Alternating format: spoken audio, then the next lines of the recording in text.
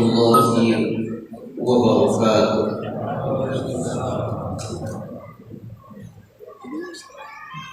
Innal hamdalillah nahmaduhu wa nasta'inuhu wa nastaghfiruh wa na'udzu billahi min shururi anfusina wa min sayyiati a'malina.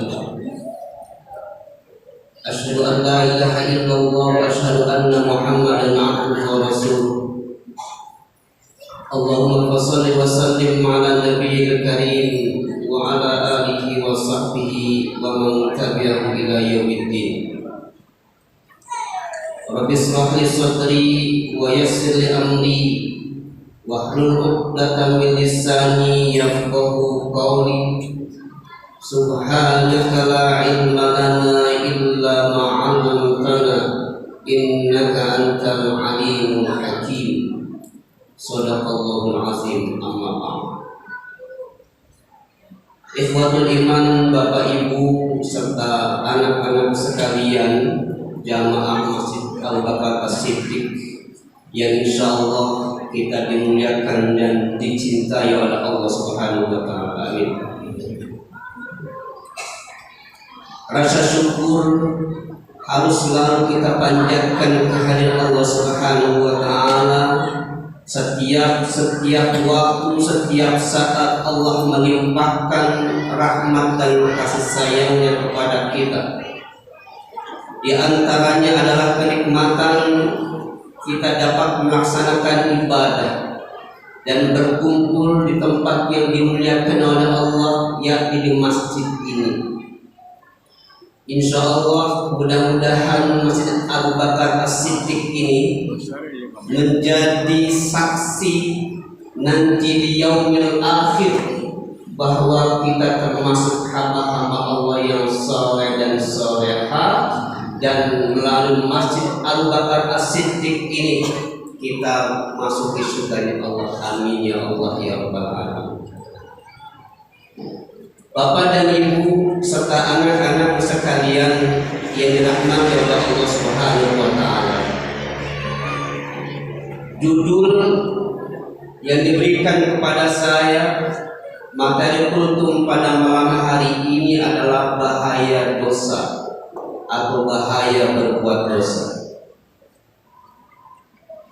Di dalam kehidupan ini kita harus memilih, dan kehidupan ini memang adalah pilihan. Pilihan kita ingin selamat atau celaka. Kita harus memilih mengikuti aturan Allah ataukah mengikuti bujuk rayu syaitan laknatullah. Sesungguhnya dalam diri manusia ini ada dua makhluk yang senantiasa datang silih berganti membisikkan kedua telinga kita. Yang pertama, malaikat yang mengingatkan, mengajak kepada kita untuk berbuat kebaikan, untuk melaksanakan ibadah kepada Allah Subhanahu wa taala. Tapi telinga kiri datanglah iblis yang membujuk, merayu, mempropaganda agar kita tidak taat kepada Allah Subhanahu wa taala. Kita ingat kisah Nabi Adam dan Siti Hawa. Beliau berdua berada di surga yang penuh dengan kenikmatan, yang kebahagiaan tiada tara.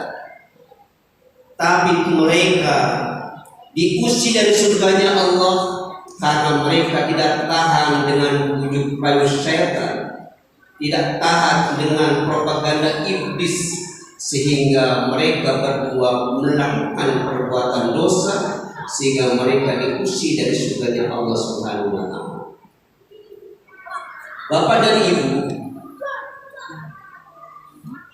apa sesungguhnya bahaya berbuat dosa itu? Pertama, orang yang berbuat dosa itu akan diberikan kegelisahan dalam hidupnya. Orang yang berbuat dosa maka saatnya senantiasa muncul rasa takut, rasa was-was dan rasa gelisah dalam menghadapi kehidupan di dunia ini. Tapi justru sebaliknya, orang yang lurus di jalan Allah, maka Allah diberikan ketenangan dalam hatinya. Intinya adalah orang yang beriman itu adalah orang yang senantiasa menjaga dirinya dari perbuatan dosa dan nista. Dan kalau kita mampu menjaga perbuatan dosa dan nista, maka Allah bersihkan hati kita, Allah sucikan hati kita. Dan kalau hati kita bersih dan suci, bagaimanapun sulitnya kehidupan ini, maka kita akan menghadapi kehidupan dengan tenang dan bahagia. Orang yang beriman, orang yang hatinya bersih dan suci, walaupun dia sakit, dia tidak merasakan kesulitan menghadapi sakitnya itu. Sebagaimana contoh Nabi Ayub alaihissalam, bertahun-tahun beliau sakit kulit yang memunculkan bau yang busuk, sehingga masyarakat perkampungan itu mengusir Nabi Ayub alaihissalam. Tapi karena Nabi Ayub orang yang beriman, orang yang senantiasa menjaga dirinya dari perbuatan dosa dan nista, maka sakitnya Nabi Ayub tidak membuat dia merasa sengsara dalam menghadapi kehidupan ini. Bahkan istri Nabi Ayub mengatakan, "Wahai suamiku, bukankah engkau seorang rasul?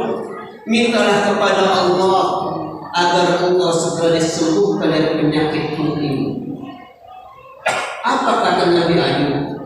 "Wahai istriku, berpuluh-puluh tahun kita hidup penuh dengan kebahagiaan.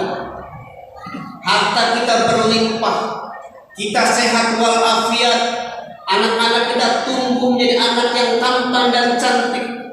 Kalau sekarang ini aku dalam keadaan sehat, kalau hari ini aku dalam keadaan sakit, dan aku minta kesembuhan dari Allah, aku malu kepada Allah." Itulah orang yang beriman. Sakitnya membuat dia dekat dengan Allah Subhanahu wa Ta'ala. Dan orang yang hatinya bersih, orang yang hati selalu dijaga dari perbuatan dosa, maka ketika dia mengalami kekurangan ekonomi, maka dia akan tetap kokoh dalam pendiriannya, tidak menggadaikan akidahnya, tidak menjual harga diri dan kehormatannya.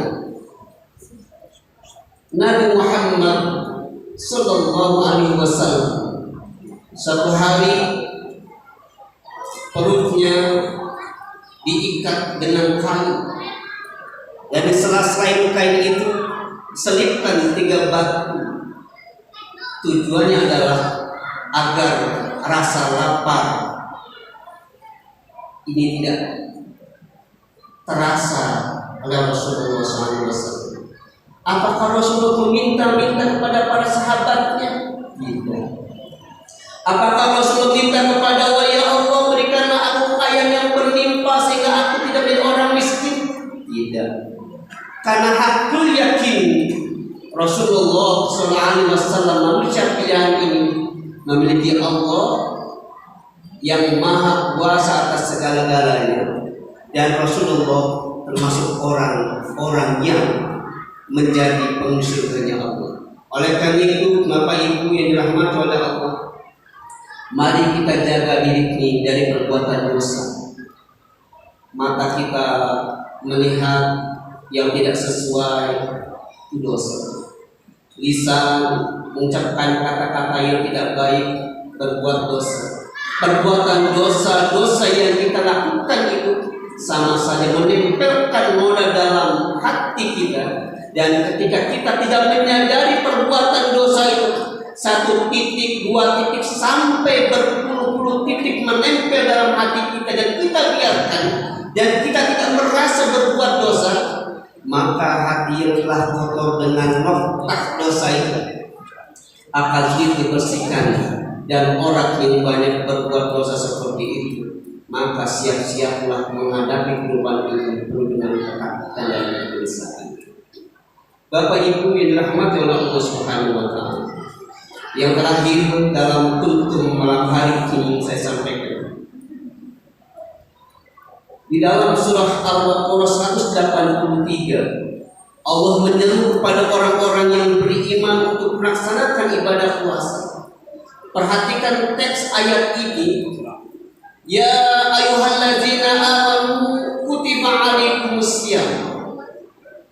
Dalam teks ayat ini Allah menyeru kepada orang-orang yang beriman, bukan kepada ya ayyuhal muslimun, hai orang-orang yang beragama Islam, bukan, tapi kepada orang-orang yang beriman. Ini artinya adalah beruntunglah kita ini,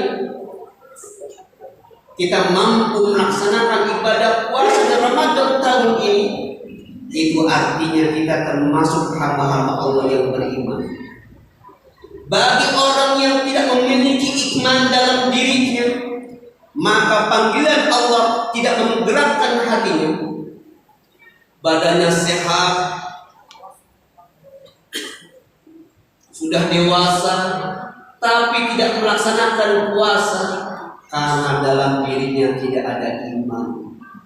Jadi beruntunglah kita ini yang mampu melaksanakan ibadah puasa, karena kita termasuk hamba-hamba Allah yang beruntung, yang oleh Allah disematkan kata orang-orang yang beriman.